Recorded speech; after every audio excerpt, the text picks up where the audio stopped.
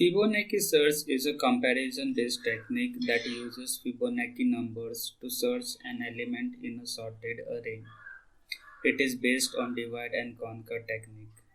It works on array or data list that is sorted in non-decreasing order. Difference between Fibonacci search and binary search. Fibonacci search divides a given array into unequal parts. Binary search uses division operator to divide range.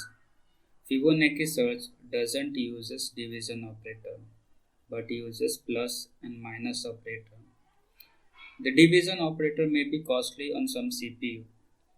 Fibonacci search uses relatively closer elements in subsequent steps. So when the input array is big that cannot fit in CPU cache or even in RAM, Fibonacci search can be useful.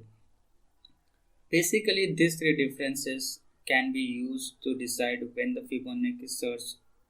use Fibonacci search over binary search. Let's first understand what are Fibonacci numbers. Fibonacci series is a sequence of numbers that start with 0 and 1. So 0 and 1 are basically primitive numbers in Fibonacci series.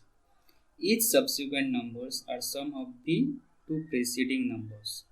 Mathematically, we can define Fibonacci numbers with the following recurrence. Fn is equal to Fn minus 1 plus Fn minus 2. First few Fibonacci numbers are 0, 1, 1, 2, 3, 5, 8, 13 and so on.